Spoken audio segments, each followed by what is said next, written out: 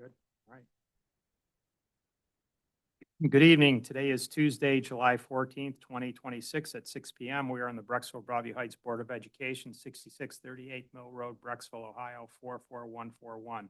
This meeting is a meeting of the Board of Education in public for the purpose of conducting the school district's business and is not to be considered a public community meeting. Public participation is governed by Board Bylaw 0169.1, public participation at board meetings. This meeting will be live streamed via YouTube and will also be recorded for later viewing. Please follow us on our YouTube channel for that. Following the regular meeting, the board will meet in executive session for the specific statutory purposes in the agenda under item 10.a pursuant to board policy 0166, executive session, and Ohio Revised Code 121.22G. Please consider subscribing to our YouTube channel where all our recordings are posted. Item 1B, please stand and join me in the Pledge of Allegiance. Pledge allegiance to the flag of the United States of America and to the republic which it stands, one nation, under God, indivisible, with liberty and justice for all. Item 1C, roll call. Mr. Chase? Yes. Mrs. Gaelick? Yes. Mrs. Kwiatkowski? Yes. Ms. O'Mara? Yes. Mr. Dosen? Yes. Item 2, President's announcements. 2A, announcements. I have none, other than I hope everyone is enjoying summer and staying cool. Item 2B, notice of consent agenda. Do any board members wish to remove any items from the consent agenda? No? Very well. Move on to item 3, board areas of responsibility. Co-curricular, extracurricular, Lisa and Tish. Nothing much, just a reminder as far as athletics goes. The season, practice season is going to start on August 1st. There will be a Meet the Bees meeting that is mandatory for all athletes and one parent must also attend. That will occur on August 10th at 6 p.m. at the high school stadium. And they will have a lot of fanfare. I believe there's going to be food trucks and things like that, but it is mandatory for those families. So please attend. You can also attend if you are a winter or a spring athlete as well. There will be a makeup date. I don't know what that is, but really if you're an athlete, you can knock that requirement from the OHSAA out at that August 10th Meet the Bees meeting. Okay, curriculum, Tish. Curriculum update. So the curriculum department has a new addition in Scott Saylor. He has joined the department as an administrative assistant, and he is off to a great start in learning his new role. He comes to the district from the private sector, and Dr. Martin has reports that he has hit the ground running and is already demonstrating a commitment to excellence that aligns perfectly with our district values. So welcome to Mr. Scott Saylor.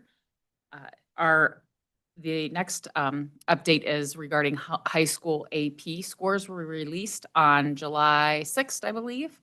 Yes, and we have 2 specific areas where we have reached all-time new highs. The total AP students taking exams reached 597 students this year, and that is the highest on record, and that's an increase from 541 of last year. And then the number of AP students with scores 3 or higher reached 472 students in 2026, and that's also the highest on record, and that's up from last year's high of 447. And so if you obtain a 3 on an AP exam from that course, you get college credit when you go to enroll at your colleges, which can help with credits and standing and obviously financially. So kudos to our students who did well on that AP exam. And then Dr. Martin just noted a big congratulations to all of our hardworking, diligent students, their teachers, and the building administration on achieving those superb AP results that we got this year. That's it for curriculum. Great, thanks. Moving on to Cuyahoga Valley Career Center. See Rachel's here, so she'll step up to the podium. Rachel, great to see you. Glad you traveled in okay. You turn on the microphone, please. Thanks. I've missed you guys, but it's hard to come up with so many good updates for you guys month to month. One thing I did want to inform you of, our superintendent, Dr. Mangus, has recently obtained his PhD, which is just one of the many things he does to commit to progressing CVCC and his staff and students. And I think this will just be another great tool in his his box of tools that he has. And then I wanted to note, just because May we had our graduation, Brecksville Broadview Heights students yet again really stood out. Many of our seniors placed statewide and nationally at local career tech competitions and even nationally. So that's really great to see our home district represented so well. And then a handful of our students were also selected to be outstanding students. And this award is only given to one student for each program. So they're essentially competing against all the districts. And we, again, as Brecksville Broadview Heights students, just really stood out in that as well. And I tried to bring something new to you guys today. I don't think I've ever really brought it up before, but we recently received our quarterly bullying incident report.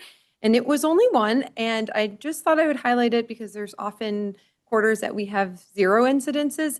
I think that that's a very multifactorial reason why. I think it's students and staff. I think there's not a lot of time to do other things. They have to focus, but I did want to share it with administration and parents that are sending these wonderful students to us. And my last announcement, and I mentioned it to Mr. Dozen, just for our community, that CPCC is also offering to the public cooking and survival classes, and it will be taught by our staff and not students, and it's for adults, and being that it's located right here in Brecksville, if anybody from the community wants to stop out and check it out, it might be fun. Do you guys have any questions or any updates that I might be missing that you're looking for?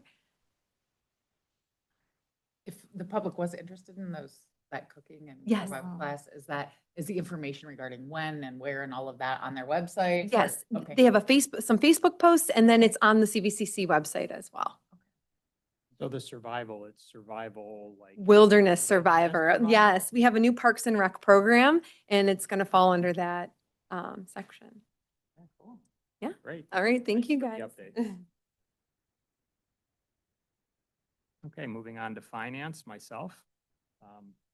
We have the engagement letter we'll be approving later in the agenda for our audit. And anything else? That's it. Okay, legislative OSBA liaison, Brad? I have no real updates. It's a little bit quiet right now. There's a lot of legislation that's out there, but it's not really doing much here during the summer months. I think we can expect some things to start moving again in the fall, and we'll have more updates then, more activities or opportunities for the community and our board to be involved with advocacy. Okay. Permanent improvement facilities, Brad and myself. I mean, there's a lot going on the campus. Yes. As anybody that's been on the campus can see, I think the recent updates that I've heard is everything is on schedule to be ready to go before the first day of school.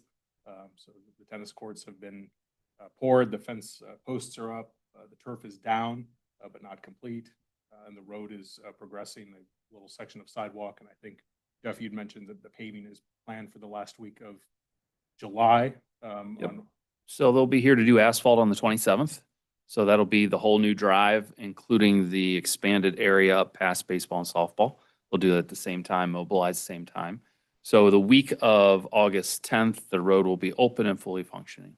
So that is the plan. Because after the asphalt goes in, they'll need to paint, do some traffic signage that needs to be done. But for the week of August 10th, it will be ready. Tennis courts will be done before August 1st. So they'll be out next week to hang the fence and to paint the surface. So that is on pace. Turf should be done the week of the 27th as well. They've cut in the hash marks. If you don't know, when they lay the turf out, all the numbers, the shadows on the numbers, the hash marks, the lines for soccer, the lines for lacrosse, the B's, the letters in the end zone, and the logo in the center all have to be cut in. So they lay out a template, actually cut the carpet, take it out, and inlay the new colors or design that goes in. So that's what they've been doing. started last week. The machine that spreads the sand that goes down first after they're done with all of that arrived today. So they're mobilizing for that because that'll be a different crew that comes in. They have these teams that come in and they're all staged. Right now, it's the guys that are doing all the lettering. Next week, it'll be the sand and infill. And that'll be ready to go for the first football practice and soccer practice coming up August 1st. So middle school roof as well is well underway. They should be finished up next week, except for a few minor facing things that have to be done later on. The other asphalt projects are scheduled to be done. So Brian Koss has been very busy, but the weather has been on our side and they've been able to make great progress. So lots of good things going. The LED project at the middle school is well underway. The contractor today, they should have received another shipment of lights today. So they're keeping up on that. That will go into the school year where they will finish that project up during second shift, installing the new lights. But other than that, things are moving along very nicely. I just want to highlight a change of the traffic flow, at least temporarily, now that by the stadium and the baseball fields, that road has now been removed. I've kind of seen it go both ways with people coming back up the one way toward the high school. I've seen more people go around the back of the high school and exit out that way, which is sort of the way I think it could be designed. But just advise some caution. You might see some unexpected movements from people that maybe aren't familiar with what's going on there. Yeah, luckily this time of year, there's not much traffic to deal with, typically going down around that way. So it's been pretty seamless. And after the 27th, we'll be back up and running. So we'll be good. Jeff, has the extreme heat caused any issues? No, with those all of our guys- projects, or Uh, just good weather? For all Just of good weather. The guys working on the turf, when they were actually laying the turf, and they did it in like 10-yard intervals, they have like a temporary walkway across the track to protect it. And they had spray painted on there. It's not hot. You know, just as a mindset for their workers as they're going out. It's not hot. Just get out there and get to work. But it was hot. They were doing that piece of the work when we were hitting 98, 99, then with the heat index of 105 and 6 that week. So it's been warm, but those guys are out there every day. So they work out. Vasco is the contractor that has done the tennis courts and also laying the turf, and they've been good to work with so far. So doing great things. There was an article that was published today, or maybe yesterday. I know it's today in Boone.com about the tennis courts. Bob Sandrick wrote an article in there about that. So just give that a read later on this evening. Nice. Mark and Brad, you guys, did you do a tour of the like We did. campus basically? Yeah, I was going to mention. So Brad and I did a walkthrough with Brian Koss of the middle school like a month and a half ago. And then recently we did a walkthrough of the high school, although we didn't get through all of it, but we got through part of it. And, the high school, it's approaching 30 years old. And so people might think, wow, we're good. The high school's good. It's brand new. It's not quite brand new. I mean, pushing 30 years old, you start walking through it and you see, some things are still in good shape, but there's other things that, need attention and will need attention over time. So it's just buildings, take a lot of money. To keep operating and keep them safe and dry. And, which, Brian and his staff are great. They kind of keep tabs on everything. So it's good to go through it though and kind of remind yourself of the building being almost 30 years old. And, the maintenance is forthcoming, as the building ages. Big ticket items too, like for example, we got our money's worth out of the carpet Yeah. in the hallways. Yeah. That's the original carpet that went down. And so, that's something that's always, you'll see on our PI list, comes up every year. And we had wanted to start the cycle of replacing some of that, but we're still working on leveling the floor. We wanted to do that project before we got into tearing up any carpet or putting a new carpet down. So, but Brian and his team, both maintenance and custodial, do a nice job in our buildings. They work hard, and they're in great shape. But as you said, systems are coming to their lifespan. When you hit that 25, 30-year mark, some of those major systems need to be replaced, which we've seen. We've done some boilers, we've done some HVAC, things of that nature to help tackle it as it comes. What is the current status on leveling the floor at the high school? I feel like it's stalled kind of. Yeah, because the last time we went out, we didn't find a viable candidate that bid on the job. So, I know Brian Koss has been working with some of the contacts we probably will end up bidding the job again. And when we get to our PI meeting here in the fall to plan out next summer's projects, it'll probably be on the agenda again. Okay, moving on, PSO, Lisa. Oh, I don't have an update. It's because it's summer and PSO isn't really meeting. I'm sure they are meeting, but it's more high-level executive board type thing. So, yeah, they'll be back in. Oh, Okay. Safety, Lisa and Ava. There really isn't anything at the moment to report. I got one. Yep. Brian wanted me to share Brian wanted me to share that keep your eyes open on your email. They're tentatively planning to have the beginning of the year safety committee meeting between August 6th and 10th. So they're just trying to narrow down a date with some of the departments and those involved. So you'll be getting an email here in the next week or so, kind of solidifying the date. Okay, Schools Foundation, Tish. I have no report this month. The Schools Foundation is taking a break for July, so I'll be back in August. Okay, Sustainability, Brad and Ava. Yeah, so as part of our walkthrough at the high school, we were able to see some of the new recycling containers and labeling that is shown up there and where that's going to be located. And that looked good and fresh. And I think will be an opportunity for the Sustainability Committee to work with the messaging and to make sure that's being utilized in a way coming this fall. One of the other things, I had a chance to meet with Rachel and go over some of the utilities and to start thinking about our sustainability approach. There's been some interest from the committee as well. And we have some projects going on now, like the LED retrofit at the middle school. That would be really great to be able to explain the savings that are coming as part of that project. I mean, not only there's a lot of good things coming of it, but there should be a significant cost savings as well that can be quantified as part of our sustainability efforts. So just talking more about what's going on with our utility use, how we're tracking that, what some opportunities are in the future for not only reporting on that, but also maybe additional projects on our campuses that could see efficiency gains, that could be part of that committee and that process as well. Okay, very good, thanks. Transportation, myself, it's summer, so all is quiet. So we'll move on to item 4, Superintendent's Communications. I'll turn it over to Jeff.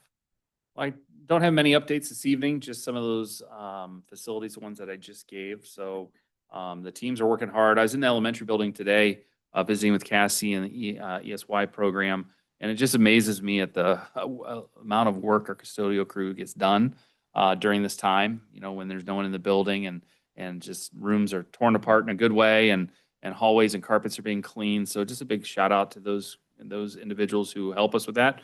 And we bring in a lot of extra summer help too on the hourly rate to help accomplish cleaning all of our facilities. So lots of good things happening across the district. But in the next 2 weeks, you're going to see a lot of projects come to completion, which will be nice. That's it. That's all I have right now. Kindergarten registration is up to about 268. And half day we're right about 24 in each class of half day. So we're going to be sitting around 22 a class for full day. So it's healthy numbers for kindergarten this year.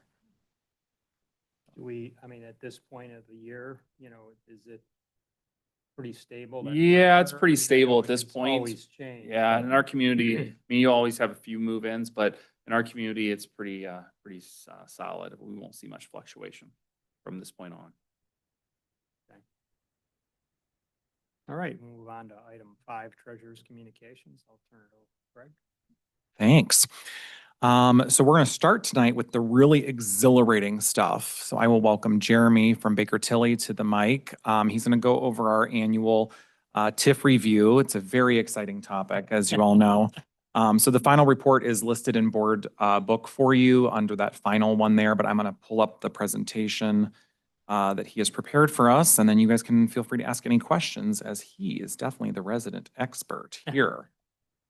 Well, good evening, and you may recall over the last couple of years, Marvin has been here with me. He wishes he could be here, but he came down with a little something, and he did not want you guys to be catching anything that he had. So, but a pleasure to be with you guys for the 3rd year, kind of an update on what we've been talking about.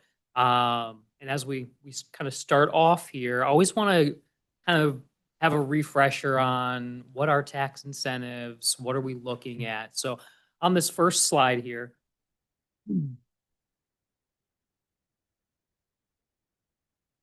here, you can see that first column, the Ohio law has a couple ways that you can have TIFs or tax increment financing. And we'll talk about how an additional area has come on this year and what we picked up. And so Ohio law shows here that you can, without an approval of the board, you can have something that's up to 75% of that increment or improvement value and up to 10 years. There's also, as part of that, there can be an 100% incentivization up to 30 years, but there is that make whole payment. So it's not, you're not getting those payments necessarily in the property taxes, but you're getting a payment still through the county or TIF payments, and you're being made whole. Those are two areas where a vote of the board is not required. And then with a vote of the board, which the Valor Acres is that section, and kind of the majority of the update on that is part of the presentation. But with that, you can have a max of up to that 30 years or 100%, which is what is for the Valor Acres. And with that, the district has agreed as part of that to have 25% of the payments that are collected are paid back through a compensation payment. The other thing on this next slide too is you may go, TIFs, what are TIFs? Again, just a kind of a reminder with this graphic, the green showing the base value, you may hear it as a historical value, something like that, but it's what was that value at the time that the construction projects basically, or the incentive agreement was put into place. And then that orange section is the increment or the increase from, think of things coming out of the ground, new developments being built. It can also be renovations to existing facilities, and kind of put a pin in that, and we'll come back to that as an increment value as well. But then after that max time frame that we mentioned there, the 10 years or the 30 years, then that green section on the end, you then, that rolls off and you get the property taxes at the full value for both that improvements and the historical. So on the next here, I've kind of alluded to a couple times here that something new came on, and in the Brecksville, city of Brecksville section, the top box, the red area that I have highlighted there, that's the Valor Acres that we've talked about the last couple years. But over the last year as well, the south end is what it's kind of being called. We'll name it that until we have anything different. But the south end is picking up some existing businesses that were already there, and those are that 100%, you're being made whole for those. So not out anything, but it's providing that some level of incentive for these existing businesses to do renovations and upgrade their facilities. So did want to show that part, and then we'll won't spend a lot of time on that south end. There is, if you're interested in the report, because there was such an addition, every single property owner and the base value, increment value, if you're interested, is kind of broken out. That was an addition to the report this year, because this was kind of a, you'll see as we look at some of the values, that it was a large amount, not a lot of increment value in comparison, but it is a large tax amount that that has been brought on as part of this report. So if we go to that red section then at the top of that last, really a lot of the movement over the last years has been in the Valor Acres area. As an additional kind of just for your information when it comes to taxes, you'll see on some of the, as we break down the change from year to year, think of tax years and collection years. So tax year, we're always when we're collecting or the valuation, it's a year behind. So it gets somewhat confusing, but what we're looking at this current year, what we updated for the report is tax year 2025. So all of last year being collected in tax year 26, the current year we're in. And there can be sometimes when you have these new developments, you can see things coming out of the ground. The reason I want to kind of provide that context is you can see things coming out of the ground, but there's that lag time, and it can be 12 to even potentially 18 months because of a lean date or a snapshot in time of that January 1st of 2025 is generally when those property taxes, the values as of that January 1 date or 25 is then what becomes the values to collect on in 26. So there's a couple, I wanted to provide that context as well, because there's a couple slides where we're talking tax year, collection year, and just kind of understand how that flows. So in the Valor Acres area, they're in the report and by resolutions and ordinances, it's kind of broken out into a couple areas. The yellow section there at the top, phase 2, that's a multifamily area, apartments. As you move kind of left and upper area there, the blue box, you can see on the map where there's some kind of breakouts there. Those are some residential homes, some condo areas. And then as kind of the build out phase, in a couple years, there should be some additional residential single family homes in that the left side of that blue box. Probably well aware of the big middle section of the Sherwin-Williams, the research and development facility. And then, and the purplish box there at the bottom, that's the DiGeronimo, their headquarters, as well as where additional stores and commercial types of things will be coming in the future. But not to jump to the end slide, some of these you may see the timelines as has been shared both from DiGeronimo as well as the county. Some of the initial things that we would have in last year's report had been shared, it was going to start coming this year or the next year. Some of these have been moved down the road another year or so. And we've built that into the ultimate report as assumptions into the future. The green area there, just to finish things off, that is still undeveloped and being reserved for future development.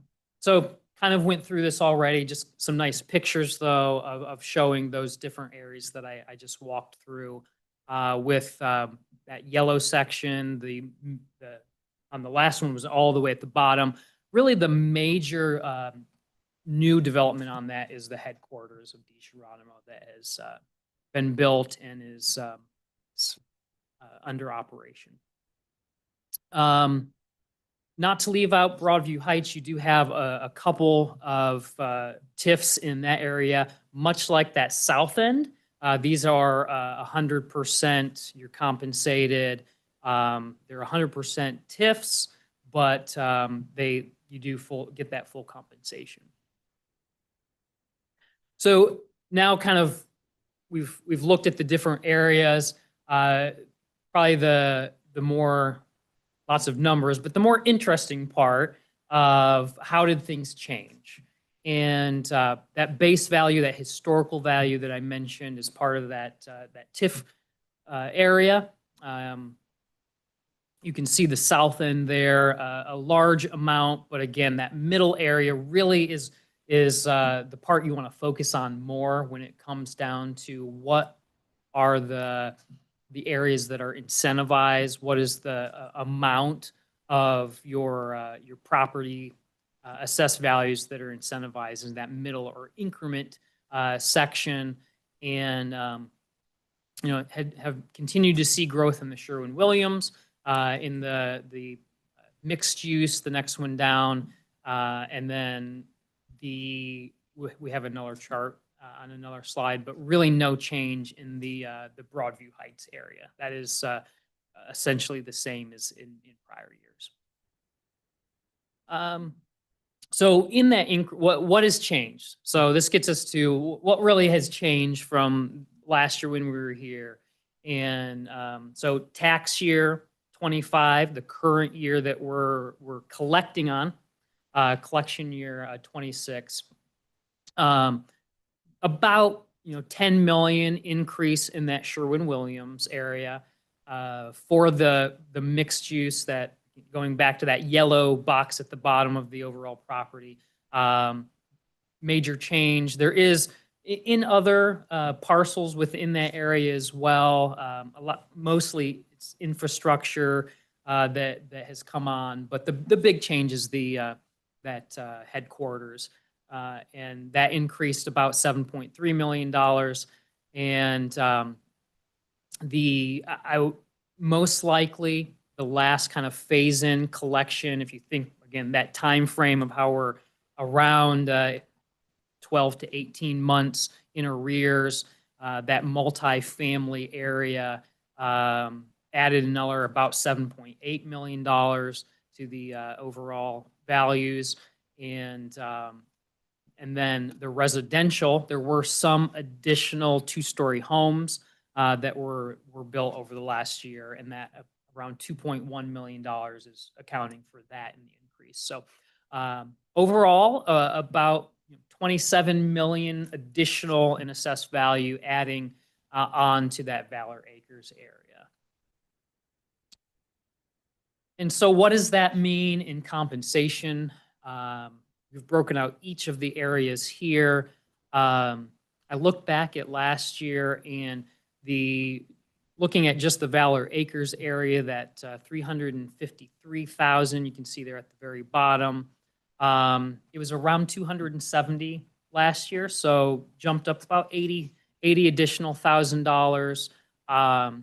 Adding in then the others, total anticipated compensation through both payments from the city of Brecksville through that compensation agreement, as well as the things coming through the settlements from the county, around that 775,000 what we anticipate for this collection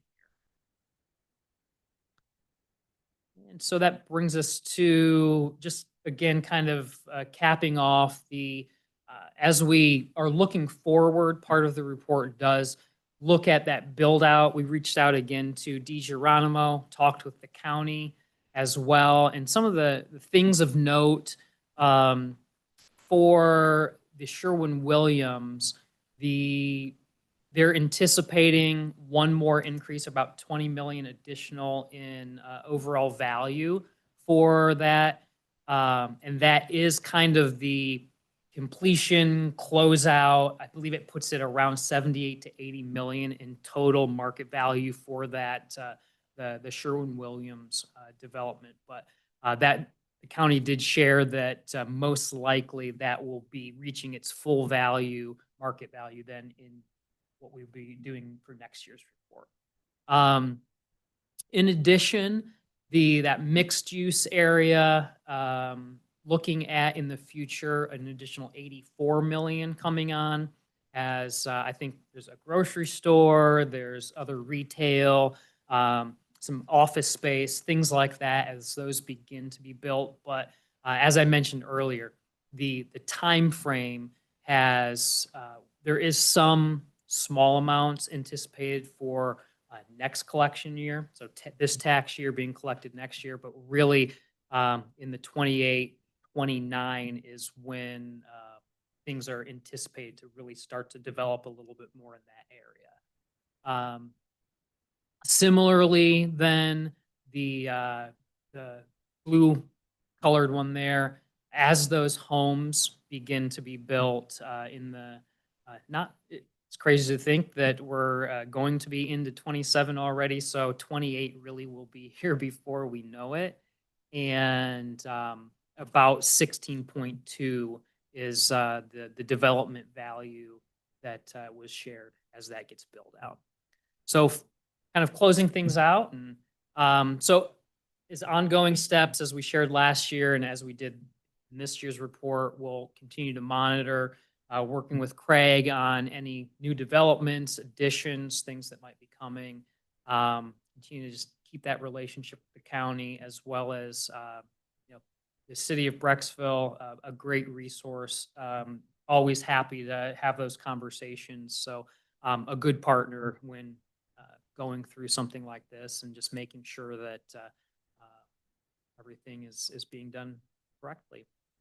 So with that, any questions on what we found or just what's going on in the area from that side of things in general? Well, one question that maybe is a little more towards Craig, but is with these valuations and the projections, are those in line with what you've baked into the forecast? Is it pretty close or were there adjustments that were needed? Yeah, so we'll be looking at them a lot closer once we see the August forecast coming up, just because we've just closed out the last fiscal year. So we have been trending a little bit higher, which is good, I guess, a little bit higher than what we've anticipated, which again, on revenues, you try to underestimate a little bit. So we try to use the estimates that Baker Tilly is working with, and then we kind of forecast just a little under, just because we don't know for sure until it actually hits moving forward. So I would say it's been tracking fairly consistently though, in terms of what we've looked at, just slightly under though. Or slightly, we've been receiving more, so slightly over than what we've been forecasting, which is again, good. Right, and so was there a concern that we might be getting too much and then might be? Well, I was talking subject about what to- our conversation that we're gonna be having, I think, Yeah. this week. Yeah, and I can just give a little light. I mean, part of what we're doing as part of this report as well is, since we do know that compensation formula, as part of what we're doing, we're looking at, is it a residential property? Is it a commercial property? And something that we just want to follow up on that I did notice when we were putting this together, that if you think of that box at the top, the residential area, it does look like maybe there's a commercial rate being used. So just want to follow up and make sure that and it's not going to majorly move the needle on, things that the compensation and that, but it's one of those things that if you see it, you want to ask questions and make sure that something doesn't compound. Right. With these property owners, Mhm. is there a mechanism for them to dispute the valuation? Or how does the valuation come about? Yeah. I mean, the valuation primarily is driven through the county's process. But and just like the normal board of revisions, there is a process that somebody could ask for a change in their values. We haven't necessarily seen any major changes in the values from year to year. With development, that kind of continued steady growth building. So at this point, I haven't seen a concern, but yes, there is that normal mechanism where somebody could ask to have their values looked at. Which for us would fall in the triennial or the sexennial cycles when they would potentially dispute any of those values. And when do we receive these payments now? I mean, what's the sort of scheduling from either the city or from the counties coming back? Is that So they come, consistent? yeah, it's been consistent. They come through on two different mechanisms. One is that they count if they're a TIF that's coming in through the county, those are coming in with our county settlements, which, well, we hope they stay the same, but they'll be March and August. This year will be September. They've just pushed back the August 15th to September 9th. I think it's September 9th. So that comes in with those. And then the compensation agreement with the city of Brecksville is, I think, May, June. April, May, June, and it can be, Craig just mentioned how the settlements are pushed back. So part of how they're calculating is what are those actual funds that are coming in, and then doing the appropriate calculation from there. So you would expect that as those are backed up, that backs up the process of that. But yeah, in a normal time frame, it'd be April, May. Yeah. For this one, I think it's June. Yeah. So like that money is going to the city of Brecksville. They do their calculations and then they are cutting us a check for that portion of it. but it's been fairly consistent. And so far, the money that we're receiving has matched our estimates. I mean, is this what we expected that we're receiving from both of the parties? Mhm. or all of I would them? say so in Yeah. general. Yeah, and we're very close to the calculations each time. There hasn't been really a major concern that things weren't being done correctly. Yeah.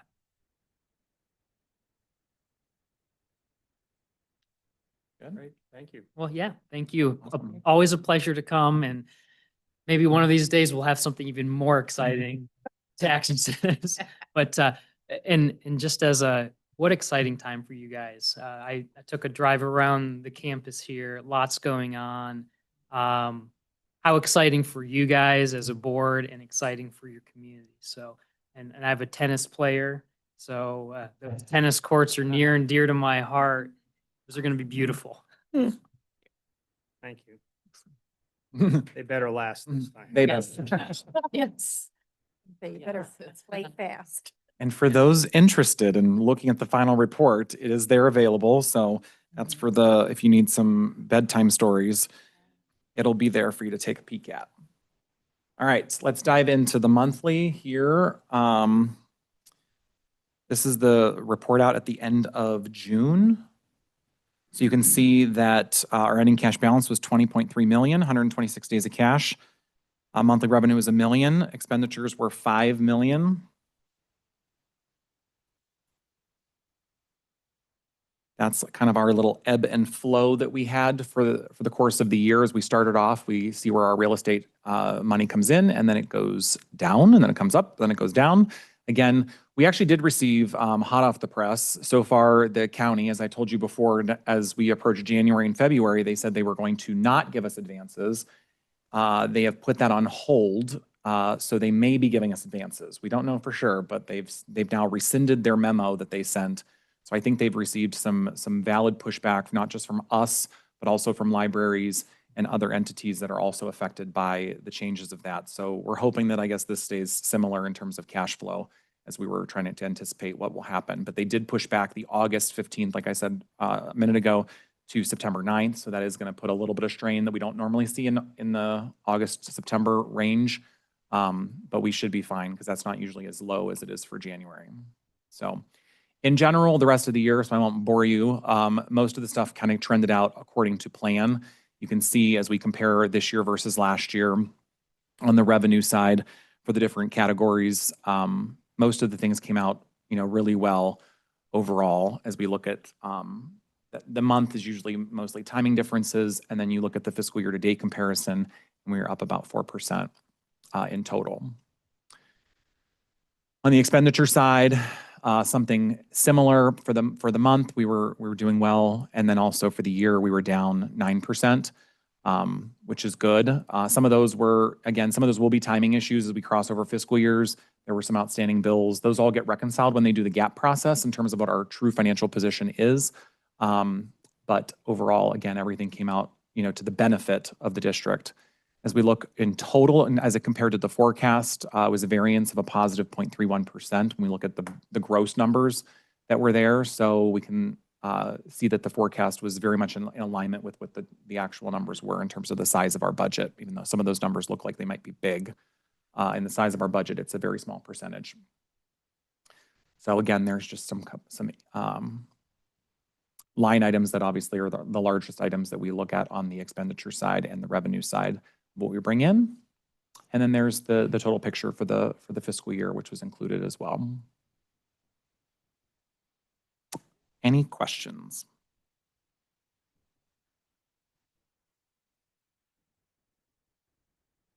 Awesome. Good. And then cash position, spending plan, and the new investment dashboard is posted. So if you took a look at that, things were pretty status quo of what they have been, but that is there for your review as well. Okay, great, thanks. Any questions, comments? Okay, thanks. We'll move on to community communications hearing of the public. Is there anyone in the room who wishes to be heard? Okay, we'll dispense with reading the introduction to that and move on to consent agenda. Before I go through this, Craig, should item 7F minutes be above approval of consent agenda, or is that? Oh, well, those got moved. Do you want to move that? Because it should be part, right? Yeah. I don't know how that got moved, but yes.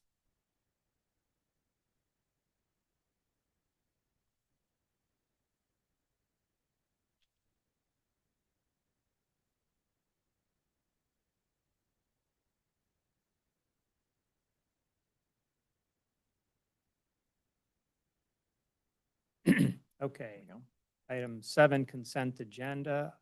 Item 7A, resolve to approve certified personnel recommendations.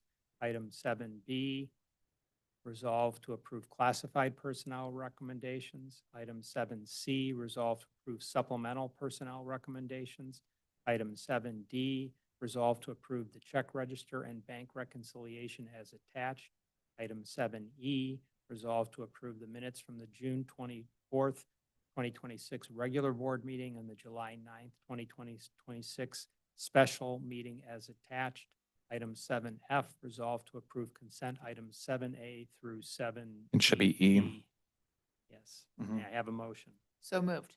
Second. Second.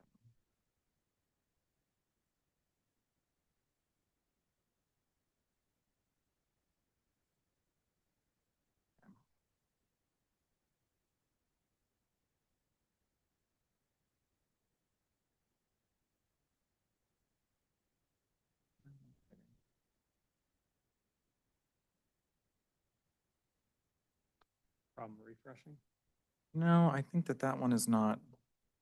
Give me 1 second.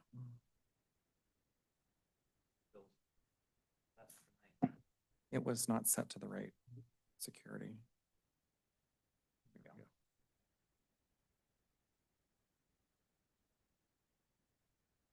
There So we the go. first one, certified, we just have an OTES credentialing on here, as well as a long-term substitute for 5th grade. This is covering a leave of absence for a current 5th grade teacher.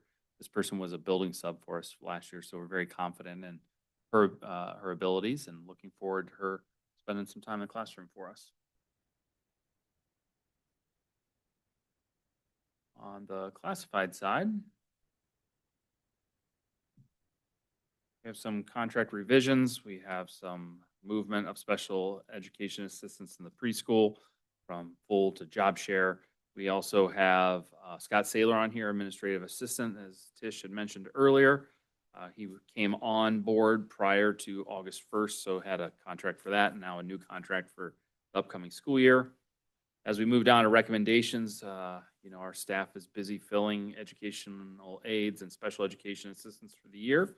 Also on this list, we do have the hire of Amber Hale as our EMIS coordinator.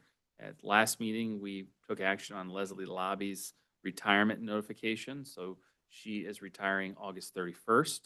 Amber is going to come on board July 27th. We'll have just shy of a month of transition time between Leslie and Amber. EMIS coordinator is a job that, it's hard to find someone with experience in EMIS. So most people go into EMIS and they're a novice. Amber has experience in our school world and with student information systems. So her learning curve, I think, will be a little less than most. But she's excited to join the team and looking forward to it. She was not able to be here this evening. She was picking up her daughter from her first summer camp experience. So she let me know that earlier today. And then we're also hiring a bus driver on here, which we always celebrate anytime we add anyone to the ranks of bus driver. So look forward to Lisa joining the team. And if you didn't hear Brian from the cheap seats back there, we got 3 in the queue actually that are training and getting ready to hopefully come on board for this coming school year. We also have an extensive list of extracurricular and co-curricular appointments here. Ever since we went to the coach's tool chest a few years ago, many of them expire at the same time. Them getting all their updated paperwork in is a lot smoother, and we see bigger clips of coaches being approved at this time of year because of that, as well as Key Club and, Model UN, senior class advisors. As we go further down the list, you'll start to see different PLC leaders and department leaders throughout the district.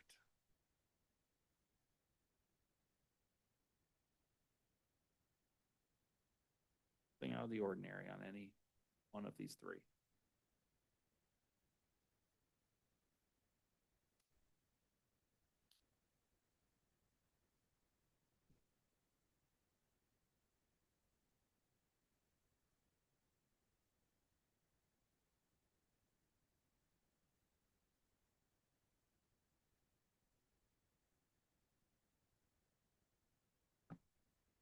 Check register and bank reconciliation are available. The minutes are posted, and that's all I have. There were no donations this month. Any comments or questions? Roll call. Mr. Chase, Yes. Mrs. Gaelick, Yes. Mrs. Kwiatkowski, Yes. Ms. O'Mara, Yes. Mr. Dosen. Yes, item passes 5-0. Moving on to item 8, superintendent recommendations. Item 8A, resolve to approve the high school girls soccer team trip proposal as attached. May I have a motion? So moved. Second. This is a retro one. We're just a week behind on this, but just a mishap there, getting it in time to hit the board agenda, but just an experience for our girls soccer team last week. Comments or questions? Roll call. Mr. Chase, Yes. Mrs. Gaelick, Yes. Mrs. Kwiatkowski, Yes. Ms. O'Mara, Yes. Mr. Dosen. Yes, item passes 5-0. Item 8B, resolve to approve the resolution declaring transportation impractical for the 2026-2027 school year as attached. May I have a motion? So moved. Well, this is the sole reason why our meeting is today and a week earlier than normal. We have a deadline we need to meet to declare certain educational institutions that we have students attending as impractical. So just as a review here, make sure I get this right. Anytime that a school of choice is chosen by a resident of our school district, if it's within 30 minutes, it's our duty to transport them there. And if we don't have enough students going to that school, for example, maybe it is hypothetically St. Ignatius, that just happens to be 29 minutes and 45 seconds inside 30 minutes. So we have to transport those students. But if there's not enough students or we deem it to be impractical, which we do for St. Ignatius, we then pay those families a stipend for each one of their children that attends that school. So it's kind of a cost benefit analysis and availability of drivers and physical buses if we could transport to some of these. So you'll see here a list of schools as well as students who are attending those schools that we will be paying in lieu of transportation stipends to those families. And that stipend, Craig, is ballpark at $650? No, it's 606 this year, 7. No, it's like low sixes. North of $600. Yeah. And if I may, there's a transportation, there was a deadline from House Bill 96 that just came out today. Well, I got it in my email today, so I'll be sharing that with the board. It's an extensive review of the transportation work group for the state. They had to report back to Governor DeWine. This is a huge hot topic for what they talked about.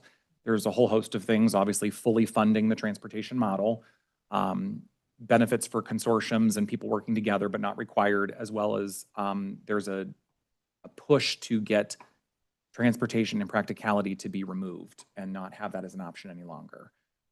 So there's a bunch of things happening. Some of it also deals with the alignment of the non-publics and schools of choice as well, and the publics as well. So there's a lot of things in it. It's a very extensive review, so I will get that sent out later this week and share it with you all with a nice little summary of it. But it's an interesting read. A very interesting read. And I think what's even more interesting is take a look at who made up the transportation committee.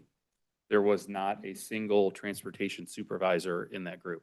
So the people who do the job every day, the logistical nightmare that they have to do with all of this, none of those individuals, none of those professionals, trained professionals, were part of that work group.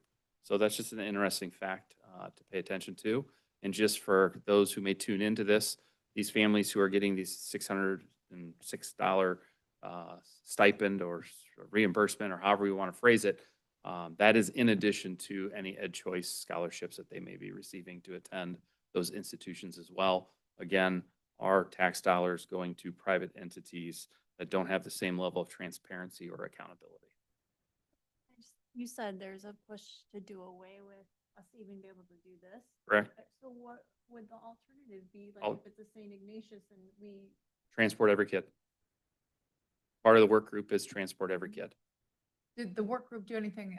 unless it's outside 30 minutes though. Now, if it's outside, 45 seconds. Correct. We'll be Transport. transporting them. so we'd run a, 72 passenger bus to a school of choice for 3 students who may or may not ride the bus every day. Because maybe one of their brothers or sisters is now driving and now they're going to choose to take that. But we still have to plan for that, staff for that, and also have the resources to be able to do it according to what the work group proposed. And that's only a proposal. So there's still a lot of conversation to be had. And some of it does focus on trying to use ESCs perhaps as like depot centers and getting ESCs more involved. So there's some good, some bad, I mean, to be honest. But it's an interesting read just because there's a lot of things being thrown out there. None of this is law. It all is just is a report of what can be and should be done. They talk about the retention of drivers, realizing that there's still a huge issue with the number of drivers that they have. There's also not really reimbursement available for vans, and now they would consider that in terms of giving you transportation reimbursement or money for van travel, since if you have 3 kids, it'd be more effective to do a van or whatnot. So it's going to be interesting, to say the least. And I do stand, well, so 607 was this year what we're reimbursing. Next year it goes up. So the ones we're approving now for 26, 27 are 636. So it's kind of in the middle, but 636 will be the 26, 27 rate. So interesting from that work group though, because as of right now, unless they changed it, school districts are not required to provide transportation for high school students. Correct. So you put something like that in place and some districts may say, fine, we're just going to get rid of, since most of these students would probably be high school students. It's a balance. or a lot. Yeah, it's a balance. There are elementary and middle school on this list as well and things, but yeah, so you would probably see a lot of districts cut transportation for high school students, just as a way to try to manage it. I know we talked about this multiple times. Our families at Brexville Bobby Heights get very frustrated with that their kids aren't dropped off at the time that they need them to be there. So to put even more strain on us and to say like, we don't even have the option to opt out of Yeah. busing kids this far away is going to put even more strain on our current families. Yes. Correct. And I would tell you, the majority of phone calls I get is from our students attending our schools, from their parents, talking about double backs. Yes. None of our parochial or schools of choice routes get double backed because there's legislation that they can only arrive at their school of choice no more than 30 minutes before the start of the school year, and they have to be picked up no longer than 30 minutes after the end of the school year or the school day. So we don't have those same requirements for our students attending our schools. But for those schools of choice, we do. And many times, those routes going to those schools of choice never get double backed and are probably the most consistent of the routes because it's just a low number in ridership. But I still hear from those parents who are unhappy about pickup times or length of trip and things of that nature. So yeah, we get it from all directions when it comes to transportation. But the work group did do some analysis of the possible increased cost to local districts, local public districts. Yeah. They did, Mhm. that there will be an Well, increase. Well, one of the recommendations was to fully fund it. But we also had a recommendation a number of years ago to fully fund the Fair School Funding Plan, which is now no longer being funded because it's not sustainable, according to the speaker. So stay tuned. Any other comments or questions? Roll call. Mr. Chase, Yes. Mrs. Gaelick, Yes. Mrs. Kwiatkowski, Yes. Ms. O'Mara, Yes. Mr. Dosen, Yes, item passes 5-0. Item 8C, resolve to approve and adopt the 2026 updated classified job descriptions as attached. May I have a motion? So moved. This is an exercise. It should be every so many years be done. I want to thank Rachel and Brian for their work with BOSS, our union, to go through these job classifications or job descriptions and make sure they accurately reflect the job. Things that are taken out, for example, when it mentions typewriter, so there's the housekeeping cleanup of the job descriptions, but they do change from time to time. So it's an important item It's tedious, but it is something that we should do on a regular, Yeah. regular cycle. Yeah. I was just say, I do remember you describing the process that Rachel was going through with this. Rachel and Brian were going through with this, and want to say as a board member, thank you for that, because as you said, it was tedious, but we did hear everything you were going through with all the analysis and the people that were working on that. It's one of those things I liken it to board policy sometimes. It's not a problem until it's a problem. So we just need to make sure we stay on top of them and they're up to date. I know that it's not being updated, but just reading through the job Uh-huh. descriptions, like know every single thing our staff Right. does and all that's expected of them, like encounters It's- with aggressive, angry, rude, or unpleasant individuals, frequent interaction with unruly children. Thank you so much. Yeah, I mean, That's why- Think about Yes. like, if you look at your job They're signing description up for at that. work is, and, like, people are Yeah. gonna be rude and unpleasant to you, and that's just part of your job, and you have to be friendly and caring and here for our students. So, yeah, I just. That's why we always don't lead with the job description. Maybe with the job. But I think we all just appreciate Yeah. them, the job they do every day. and what Absolutely. expected Of them. Any other comments or questions? Roll call. Mr. Chase, Yes. Mrs. Gaelic, Yes. Mrs. Kwiatkowski. yes, Ms. O'Meara, Yes. Mr. Dosen. Yes, item passes 5-0. Moving on to item 9, treasurer recommendations. Item 9A, resolve to approve the GAP engagement letter as attached for local government services, LGS, for FY 26. May I have a motion? so moved. Just the annual contract with LGS to do our gap conversion, and they can't do anything until this happens. Comments or questions? Roll call. Mr. Chase, Yes. Mrs. Gaelic, Mrs. Kwiatkowski, Yes, Ms. O'Meara, Yes. Mr. Dosen. Yes, item passes 5-0. Item 9B, resolve to approve the disposal of equipment as attached. May I have a motion? so moved. Second. So kudos to our friend Wayne back there, who's been doing such an extensive list of inventory items, and Rachel for putting it together and on the board agenda. So you'll see this is a very large list of technology disposals that has probably not been done for a little while, right, Wayne? So about 3,000-ish items are going to be disposed of and e-recycled here shortly once we get this hopefully board approved. So we'll get some extra space back in our is it all in the high school or we got high school and middle school?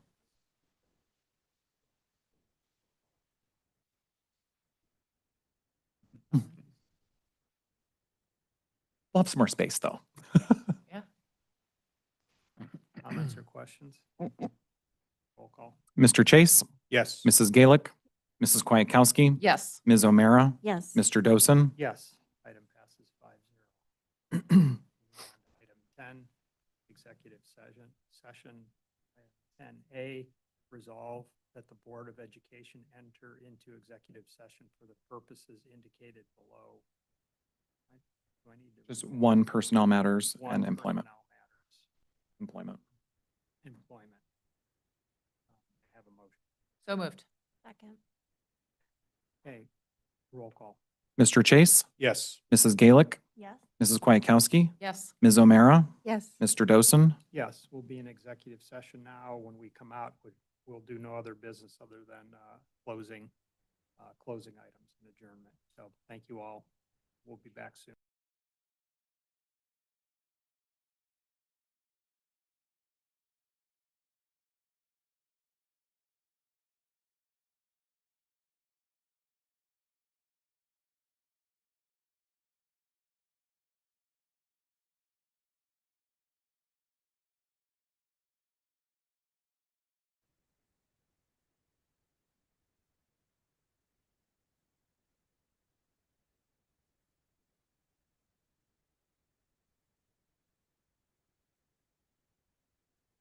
Okay. I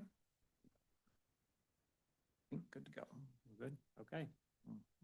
Item 10B, exit executive session. The Board of Education has returned from executive session at 7:59 PM.